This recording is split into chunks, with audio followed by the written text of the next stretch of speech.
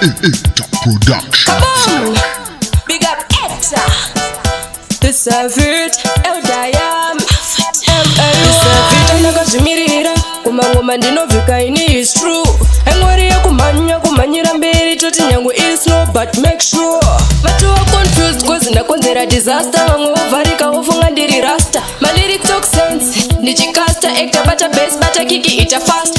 Dai vaiziva patakabva mumangoma pane poto tichikabva atina tango penya chekamira self image yaita tite mukurumbira zvimangoma kuchinja maraundi relate mubai poto pedza ground ona kuna akaterera chisaundi nemangoma mabondi toita kaunti pila punch kumberi doti kuvhura gedhi pasina waya kana jura tichiita setisipo kunge tiripo avatabo zvese bo vamwe vanosasa vachisasa hatiko ikoko vokaunda pandakanda obovoti ndivo valirikawo punchline wenda bata vocal dai vaiziva kwatakabva mumangoma pane poto tichikabva hatina tango penya chekamira self image yaita tite mukurumbira zvimangoma kuchinja maraundi relate mubai poto pedza ground ona kuna akaterera chisaundi nemangoma mabondi toita kaunti disavita ndakazvimirira kumangoma ndinovhika ini is true.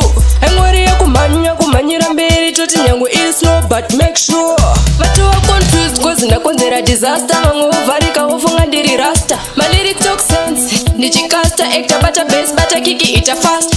Dai vaiziva patakabva mumangoma pane poto tichikabva hatina tango penya chekamira self image yaita tite mukurumbira zvimangoma kuchinja maraundi relate mubai poto pedza ground ona kuna akaterera chisaundi nemangoma mabondi toita kaunti dai vaiziva kwatakabva mumangoma pane poto tichikabva hatina tango penya chekamira self image yaita tite mukurumbira zvimangoma kuchinja maraundi relate mubai poto pedza ground ona kuna akaterera chisaundi nemangoma mabondi toita kaunti Ektor production.